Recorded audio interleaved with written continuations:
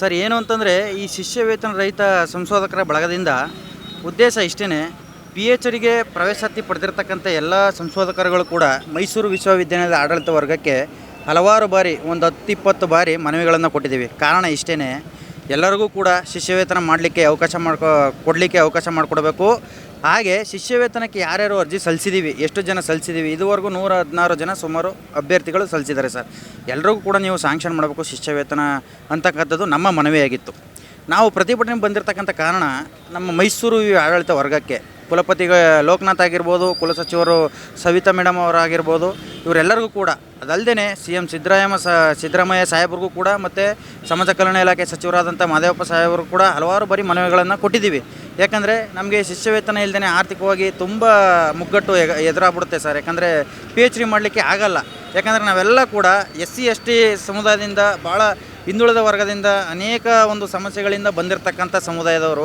ಹಾಗೆ ನಮ್ಗೆ ಆರ್ಥಿಕವಾಗಿ PhD ಪದವಿ ಪಡ್ಕೊಳ್ಳೋಕ್ಕೆ ಆರ್ಥಿಕವಾಗಿ ಒಂದು ಶಕ್ತಿ ಬೇಕಲೇಬೇಕು. ಹಾಗಾಗಿ ಎಷ್ಟೋ ಬಾರಿ ಮನವಿಗಳನ್ನು ಮಾಡಿದ್ರೂ ಕೂಡ ಭಾಳ ತಾತ್ಸಾರವಾದಂಥ ಒಂದು ಪ್ರತಿಕ್ರಿಯೆಗಳನ್ನು ಉತ್ತರಗಳನ್ನು ಈ ಕುಲಪತಿ ಲೋಕನಾಥ್ ಅವರು ನಮಗೆ ಕೊಡ್ತಾಯಿದ್ರು. ಮತ್ತು ಸವಿತಾ ಮೇಡಮ್ ಅವ್ರನ್ನೂ ಕೂಡ ಹಲವಾರು ಬಾರಿ ಭೇಟಿ ಮಾಡಿದಾಗ ಅವ್ರು ಹೇಳ್ತಾರೆ, ಇದು ನನಗೆ ಪವರ್ ಇಲ್ಲ ಇದನ್ನು ಮಾಡೋದಕ್ಕೆ, ನಾನು ಹೇಳ್ಬೋದು ಅಷ್ಟೇ VC ಅವ್ರಿಗೆ, ಇದಕ್ಕೆ ಸುಪ್ರೀಂ VC ಅವರು ಅವ್ರ ಹತ್ರ ಹೋಗಿ ಮಾತಾಡ್ಕೊಳ್ಳಿ ಅಂತಕ್ಕಂಥ ಒಂದು ತಾತ್ಸಾರ ಉತ್ತರಗಳನ್ನು ಕೊಡೋಕ್ಕೆ ಬರ್ತಾರೆ ಸರ್ ಇವರು. ಅಲ್ಲ, ಇವರು ಈ ಚೇರಲ್ಲಿ ಏನು ಕೂತಿದ್ದಾರೆ, ವಿದ್ಯಾರ್ಥಿಗಳ ಸಮಸ್ಯೆಗಳಿಗೆ ಸರಿಯಾದ ರೀತಿಯಲ್ಲಿ ಸ್ಪಂದಿಸಲಿಲ್ಲ ಅಂತಂದರೆ ಯಾಕೆ ಬೇಕು ಆ ಸೀಟು? ಮತ್ತು ಕುಲಪತಿಗಳು ಹೇಳ್ತಾರೆ, ನಮ್ಮ ಹತ್ರ ದುಡ್ಡಿಲ್ಲ ವಿಶ್ವವಿದ್ಯಾಲಯದಲ್ಲಿ ಎಲ್ಲರಿಗೂ ಕೊಡಲಿಕ್ಕೆ, ಬರೀ 20 ಜನಕ್ಕೆ ಮಾತ್ರ ಕೊಡೋದು ಅಂತ ಅವರು ಉತ್ತರ ಕೊಡ್ತಾ ಇದ್ದಾರೆ. 20 ಜನಕ್ಕೆ ಅಂತಂದರೆ ಸರ್ ಮತ್ತು ನಾವೆಲ್ಲ ಏನು ಮಾಡೋದು, ಬಾಕಿ ಉಳಿದಿರ್ತಕ್ಕಂಥ 96 ಜನ ಏನು ಮಾಡೋದು ಸರ್ ಅಂತಂದರೆ, ಹೋಗಿ ಸರ್ಕಾರದಲ್ಲಿ ದುಡ್ಡು ತಗೊಬನ್ನಿ ಹಾಗೆ ಹೇಗೆ ಅಂತಾರೆ. ಅಲ್ಲ ಸರ್, ಇವಾಗ ಸರ್ಕಾರದಿಂದ ದುಡ್ಡು ತರೋದಕ್ಕೆ ನಮ್ಮನ್ನು ಮೀಡಿಯೇಟರಾಗಿ ಹೇಳ್ತಾ ಇದ್ದೀರಲ್ಲ, ನೀವು ಸರ್ಕಾರದ ಸಂಬಳ ತಗೊಂಡು ಈ ಚೇರಲ್ಲಿ ಏನು ಕೂತಿದ್ದೀರಾ? ನೀವು ಯಾವ ಕಾರಣ ಕೂತಿದ್ದೀರಾ? ಯಾರಿಗೋಸ್ಕರ ಕೆಲಸ ಮಾಡೋಕೆ ಕೂತಿದ್ದೀರಾ?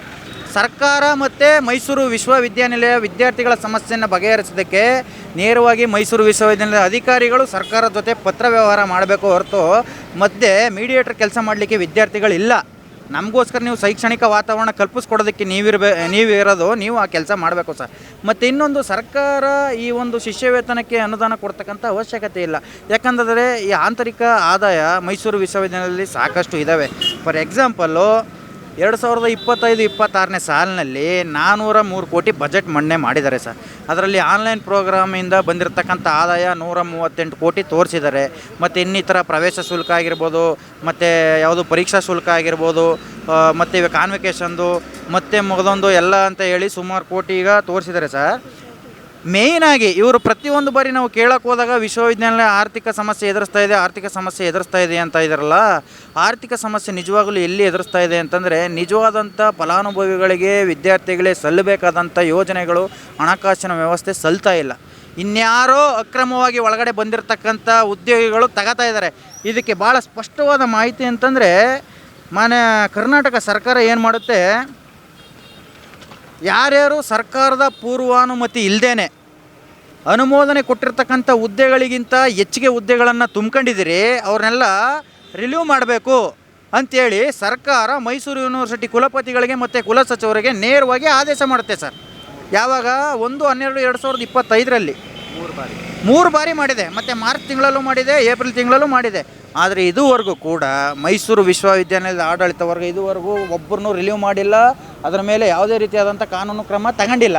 ಅಂತಂದರೆ ಇವರು ಸರ್ಕಾರದ ಆದೇಶಗಳನ್ನೇ ಪಾಲನೆ ಮಾಡ್ತಾಯಿಲ್ಲ ಅಂತಂದರೆ ಇನ್ನು ಯಾರಿಗೋಸ್ಕರ ಕೆಲಸ ಮಾಡ್ತಾಯಿದ್ದಾರೆ, ಯಾವ ಕಾನೂನು ಅಡಿನಲ್ಲಿ, ಯಾವ ಗೈಡ್ಲೈನ್ಸ್ ಅಡಿನಲ್ಲಿ ಕೆಲಸ ಮಾಡ್ತಾಯಿದ್ದಾರೆ ಅಂತ ನನಗಂತೂ ಗೊತ್ತಾಗ್ತಾ ಇಲ್ಲ. ಅದರಲ್ಲಿ ಭಾಳ ಸ್ಪಷ್ಟವಾಗಿ ಹೇಳ್ತಾರೆ ಸರ್, ಯಾರನ್ನು ಹೆಚ್ಚುವರಿ ನೌಕರರಾಗಿ ತಗೊಂಡಿದ್ದೀರಿ, ತಾತ್ಕಾಲಿಕ ಬೋಧಕೇತರ ನೌಕರನ್ನ ಹೆಚ್ಚುವರಿಯಾಗಿ ತಗೊಂಡಿದ್ದೀರಿ, ಅವನ್ನೆಲ್ಲ ನೀವು ಆಲ್ರೆಡಿ ಈಗ ಎಜುಕೇಷನ್ ಡಿಪಾರ್ಟ್ಮೆಂಟಿಂದ 3 ನೋಟಿಸ್ಗಳನ್ನು ಕೊಟ್ಟಿದ್ದಾರೆ ಸರ್. ಇದು ನೀವು ನೋಡ್ಬೋದು. ಅವ್ರನ್ನ ತಕ್ಷಣದಿಂದ ಅವ್ರನ್ನ ರಿಲೀವ್ ಮಾಡಬೇಕು, ರಿಲೀವ್ ಮಾಡಿ ಏನು ಕ್ರಮ ತಗೊಂಡಿದ್ದಾರೆ ನಮಗೆ ವರದಿ ಕೊಡಿ ಅಂತ ಹೇಳಿದ್ದಾರೆ. ಬಟ್ ಇವರು ಇದುವರೆಗೂ ಯಾವುದೇ ರೀತಿಯಾದಂಥ ವರದಿ ಕೊಟ್ಟಿಲ್ಲ. ಯಾಕಂದರೆ ಇವ್ರ ಜವಾಬ್ದಾರಿ ಅಲ್ವಾ ಅದು, ಸರ್ಕಾರ ನಿರ್ದೇಶನಗಳಿಗೆ ಬೆಲೆ ಕೊಡಬೇಕು ಅಂತಕ್ಕಂಥದ್ದು ಇವ್ರ ಜವಾಬ್ದಾರಿ ಇಲ್ವಾ? ಅವ್ರನ್ನ ರಿಲೀವ್ ಮಾಡಿದ್ರೆ ಸರ್ ಯೂನಿವರ್ಸಿಟಿಗೆ 23 ಕೋಟಿ ವಾರ್ಷಿಕವಾಗಿ ಉಳಿತಾಯ ಆಗುತ್ತೆ ಸರ್. ನಮಗೆ 96 ಜನ ಸಂಶೋಧಕರಿಗೆ ಬೇಕಾಗಿರ್ತಕ್ಕಂಥದ್ದು 2-3 ಕೋಟಿ, 2-3 ಕೋಟಿ, ಮತ್ತು ಇನ್ನೂ 20 ಕೋಟಿ ಮೈಸೂರು ವಿಶ್ವವಿದ್ಯಾನಿಲಯಕ್ಕೆ ಉಳ್ಕತ್ತದೆ. ಒಂದಷ್ಟು ಆರ್ಥಿಕ ಪರಿಸ್ಥಿತಿನೂ ಸುಧಾರಣೆ ಆಗ್ತದೆ. ಆದರೆ ಇವರು ಯಾಕೆ ಈ ಥರ ಮಾಡ್ತಾಯಿದ್ದಾರೆ? ಸರ್ಕಾರದ ಆದೇಶಗಳಿಗೂ ಬೆಲೆ ಕೊಡ್ತಾ ಇಲ್ಲ, ಹೈಯರ್ ಎಜುಕೇಷನ್ ಮಿನಿಸ್ಟ್ರಿಗಳು ಅಲ್ಲಿಂದ ಓಡಿಸ್ತಕ್ಕಂಥ ಕಾನೂನುಗಳಿಗೂ ಬೆಲೆ ಕೊಡ್ತಾ ಇಲ್ಲ. ಮತ್ತು ಇವರು ಯಾವ ಕಾನೂನಿನಲ್ಲಿ ಕೆಲಸ ಮಾಡ್ತಿದ್ದಾರೆ ಅಂತ ಗೊತ್ತಿಲ್ಲ. ಸಂಶೋಧಕರು ವಿದ್ಯಾರ್ಥಿಗಳು ನಮ್ಮ ಸಮಸ್ಯೆಗಳನ್ನು ಹೇಳ್ಕೊಳಕ್ಕೆ ಹೋದರೆ ಸರಿಯಾದ ರೀತಿಯಲ್ಲಿ ಸ್ಪಷ್ಟನೆ ಕೊಡಲ್ಲ. ಗಂಟೆಗಟ್ಟಲೆ ಅವ್ರು ಚೇಂಬರಲ್ಲಿ ಕಾಯಿಸೋದು, 3 ಗಂಟೆ ಬಾ, 4 ಗಂಟೆ ಬಾ, 5 ಗಂಟೆ ಬಾ ಅಂತ ಹೇಳೋದು. ಹಾಗಾದರೆ ನಾವು ಸಮಸ್ಯೆಗಳನ್ನು ಯಾರ ಹತ್ರ ಹೇಳ್ಕೊಳ್ಳೋಣ? ತುಂಬ ಕ್ಲಿಷ್ಟಕರವಾದಂಥ ಸಮಸ್ಯೆಗಳು ಎಮರ್ಜೆನ್ಸಿ ಇದ್ದಾಗ ಹೋದರೆ 3 ಗಂಟೆ ಮೇಲೆ ಬನ್ನಿ, ವಿಸಿಟಿಂಗ್ ಅವರ್ಸ್ ಆವಾಗಿದೆ ಅನ್ನೋದು, ಗಂಟೆಗಟ್ಟಲೆ ಕಾಯಿಸೋದು. ಮತ್ತು ಇನ್ಯಾರ ಹತ್ರ ಹೋಗೋಣ ಸರ್? ನಾವು ಶಿಷ್ಯವೇತನ ರಹಿತ ಸಂಶೋಧಕರ ಬಳಗದ ವತಿಯಿಂದ ಮೈಸೂರು ವಿಶ್ವವಿದ್ಯಾಲಯದಲ್ಲಿ ಈ ಸಂಶೋಧನೆಯನ್ನು ಕೈಗೊಂಡಿದ್ದೀವಿ. ಎಲ್ಲ ಸಂಶೋಧಕರುಗಳಿಗೆ, ಅದರಲ್ಲೂ ಪರ್ಟಿಕ್ಯುಲರ್ ಆಗಿ SC/ST ವಿದ್ಯಾರ್ಥಿಗಳಿಗೆ ಅರ್ಜಿ ಸಲ್ಲಿಸಿರ್ತಕ್ಕಂಥ ಎಲ್ಲ ವಿದ್ಯಾರ್ಥಿಗಳಿಗೂ ಶಿಷ್ಯವೇತನವನ್ನು ಮಂಜೂರು ಮಾಡಿಕೊಡ್ಬೇಕು ಅಂತೇಳಿ ಕಳೆದ 6 ತಿಂಗಳುಗಳಿಂದ ಮಾನ್ಯ ಕುಲಪತಿಗಳಿಗೆ ನೇರವಾಗಿ ಭೇಟಿ ಮಾಡಿ ಮನವಿಗಳನ್ನ ಸಲ್ಲಿಸಿರ್ತೀವಿ. ಆದರೆ ಅವರು ಯಾವುದೇ ಮನವಿಗೆ ಸ್ಪಂದಿಸದೇ ಇದ್ದ ಕಾರಣ ನಾವು ಇವತ್ತೊಂದು ದಿನ ಅಹೋರಾತ್ರಿ ಧರಣಿಯನ್ನು ನಿನ್ನೆಯಿಂದ ಇವತ್ತು 2ನೇ ದಿನಕ್ಕೆ ಬಂದಿದೆ. ನಿನ್ನೆಯಿಂದ ನಾವು ಪ್ರತಿಭಟನೆಯನ್ನು ಕೈಗೊಂಡಿದ್ದೀವಿ. ನಿನ್ನೆ ಸಂಜೆ ಪ್ರತಿಭಟನಾ ಸ್ಥಳಕ್ಕೆ ಬಂದಂಥ ಕುಲಪತಿಗಳು, ಕುಲಸಚಿವರುಗಳು ಏನಂತ ಉತ್ತರ ಕೊಡ್ತಾರೆ? ನಮ್ಮ ಹತ್ರ ಹಣ ಇಲ್ಲ ಅಂತ ಉತ್ತರ ಕೊಡ್ತಾರೆ. ಸರಿ ಸರ್, ನಿಮ್ಮ ಹತ್ರ ಹಣ ಇಲ್ಲ, ಆದರೆ 1234 ಜನ ಎಕ್ಸೆಸ್ ಇದ್ದಾರಲ್ಲ ಬೋಧಕೇತರ ಸಿಬ್ಬಂದಿಗಳು, ಇವ್ರನ್ನ ಸರ್ಕಾರನೇ 3 ಬಾರಿ ನಿಮಗೆ ನೋಟಿಸ್ ಕೊಟ್ಟಿದೆ, ತೆಗೆದಾಕಿ ಅಂತ. ತೆಗೆದಾಕಿ ಅದನ್ನ ಅಂತ ಪ್ರಶ್ನೆ ಮಾಡಿದ್ದಕ್ಕೆ ಅವ್ರನ್ನ ಅಪಾಯಿಂಟ್ ಮಾಡ್ಕೊಂಡ್ರದ್ದು ನಾನಲ್ಲಪ್ಪ, ನಾನು ಮಾಡೋಕ್ಕೆ ಬರಲ್ಲ ಅದು ಅಂತಂತ ಹೇಳ್ತಾರೆ. ಆದರೆ ಈ ಹಿಂದೆ 2018, 19, 20, 21, 22, 23ನೇ ಸಾಲಿನಲ್ಲಿ ಸಂಶೋಧನಾ ಶಿಷ್ಯವೇತನಕ್ಕೆ ಅರ್ಜಿ ಸಲ್ಲಿಸಿರ್ತಕ್ಕಂಥ ಎಲ್ಲ ವಿದ್ಯಾರ್ಥಿಗಳಿಗೂ ಶಿಷ್ಯವೇತನ ಮಂಜೂರಾಗಿದೆ. ಆದರೆ ಇವರು ಕಳೆದ ವರ್ಷದಿಂದ ಮಾತ್ರ 20 ಜನರಿಗೆ ಮಾತ್ರ ಸೀಮಿತ ಮಾಡ್ಕೊಂಡಿದ್ದಾರೆ. ನಾವು ಕೇಳೋದು 1234 ಜನ ಬೋಧಕೇತರ ಸಿಬ್ಬಂದಿಗಳನ್ನ ನೇಮಕ ಮಾಡ್ಕೊಂಡ್ರವ್ರು ನೀವಲ್ಲ, ನಿಮಗೆ ತೆಗೆಯೋಕ್ಕಾಗಲ್ಲ ಅಂತ ಹೇಳ್ತಿದ್ದೀರಿ. ಆದರೆ ಈ ಹಿಂದೆ 173 ಜನಕ್ಕೆ ಶಿಷ್ಯವೇತನವನ್ನು ಕೊಟ್ಟಿದ್ದವರು ನೀವಲ್ವಲ್ಲ. ಈ ವರ್ಷ ಯಾಕೆ 20 ಜನಕ್ಕೆ ನೀವು ಮಾಡ್ಕೊಂಡಿದ್ದೀರಿ? ನೌಕರರಿಗೆ ಮಾತ್ರ ಒಂದು ರೂಲ್ಸು, ವಿದ್ಯಾರ್ಥಿಗಳಿಗೆ ಮಾತ್ರ ಒಂದು ರೂಲ್ಸಾ? ವಿದ್ಯಾರ್ಥಿಗಳಿಗೆ ಶಿಷ್ಯವೇತನ ಕೊಡಿ ಅಂತ ಕೇಳಿದ್ರೆ ನಿಮಗೆ 20 ಜನಕ್ಕೆ ಮಾತ್ರ ಮಾಡ್ಕೊಂಡಿದ್ದೀವಿ ಸಿಂಡಿಕೇಟಲ್ಲಿ ಅಂತ ಹೇಳ್ತೀರಿ. 1234 ಜನರನ್ನು ತೆಗೆದಾಕಿ ಅಂತ ಸಿಂಡಿಕೇಟಲ್ಲಿ ನೀವು ಮಾಡ್ಕೊಳ್ಳಿ ಅಂತ ನಾವು ಪ್ರಶ್ನೆ ಮಾಡೋದಕ್ಕೆ ಅದಕ್ಕೆ ಉತ್ತರವನ್ನು ಕೊಡಲಿಕ್ಕಾಗದೆ ಸ್ಥಳದಿಂದ ಪಲಾಯನ ಮಾಡಿದ್ರು. ಇದೇ VC ಲೋಕನಾಥ್ ಅವರು, ಕುಲಸಚಿವರಾದಂಥ ಸವಿತಾ MK ಅವರು. ನಮ್ಮ ಶಿಷ್ಯವೇತನದ ವಂಚಿತ ಸಂಶೋಧಕ ವಿದ್ಯಾರ್ಥಿಗಳು ನಾವು ಇವತ್ತು 2ನೇ ದಿನವಾಗಿ ನಮ್ಮ ಹೋರಾಟಕ್ಕೆ ನಾವು ಕಾಲಿಟ್ಟಿದ್ದೀವಿ. ಇದು ಇವರು ಯಾವುದೇ ಪ್ರತಿಕ್ರಿಯೆ ನಮಗೆ ನೀಡಲಿಲ್ಲ ಅಂದರೆ ಈ ಪ್ರತಿಭಟನೆ ನಿಲ್ಲುವಂಥ ಒಂದು ಯಾವುದೇ ತರಹ ನಿಲ್ಲಲ್ಲ. ನಮ್ಮ ಪ್ರತಿಭಟನೆ ನಿರಂತರವಾಗಿ ಇರುತ್ತೆ ಸರ್. ಇಲ್ಲಿರುವಂಥ ಮೈಸೂರು ವಿಶ್ವವಿದ್ಯಾಲಯ ಆಡಳಿತ ವರ್ಗ ಬೆಳಿಗ್ಗೆ ನಿನ್ನೆಯಿಂದ ನಮ್ಮ ಹೋರಾಟ ಪ್ರಾರಂಭ ಆಗಿದೆ.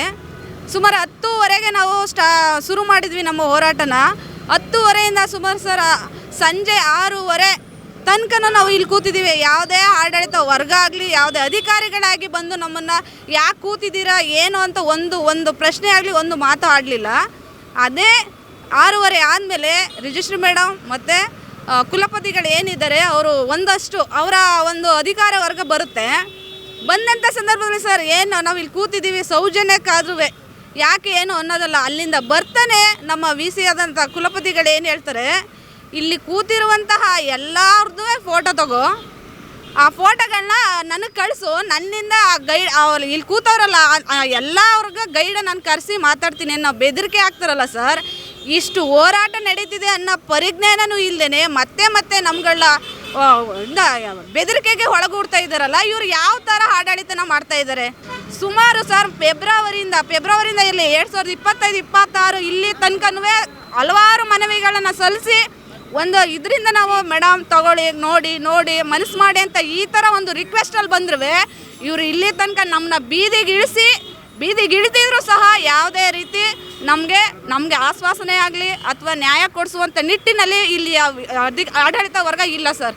ಹಾಗಾಗಿ ನಮ್ಮ ಪ್ರತಿಭಟನೆನ ಅವ್ರು ನಮಗೆ ನ್ಯಾಯ ನೀಡೋ ತನಕನೂ ಸಹ ನಮ್ಮ ಪ್ರತಿಭಟನೆ ಕೈ ಬಿಡೋದಿಲ್ಲ. ಇದು ಎಲ್ಲಿ ತನಕ ಹೋಗಲಿ, ನಾವು ಯಾವುದಕ್ಕೂ ಎದುರೋದು ಇಲ್ಲ, ಜಗ್ಗೋದು ಇಲ್ಲ. ನಮ್ಮ ನಿಲುವೇನಿದೆ ನಾವು ನಿಂತಿದ್ದೀವಿ, ನಾವು ಅದ್ರ ಕಡೆನೇ ಹೋಗ್ತೀವಿ ಹೊರತು ಇವರ ದೊಡ್ಡ ಬೆದರಿಕೆಗಳಿಗೆ ಇವರ ಇದಕ್ಕಾಗಲಿ ನಾವು ಎದುರುವಂತಹ ಯಾರೂ ಆ ಥರ ಇದ್ರದ್ದು ಮನಸ್ಥಿತಿ ಉಳ್ಳವ್ರು ಇಲ್ಲ ಸರ್.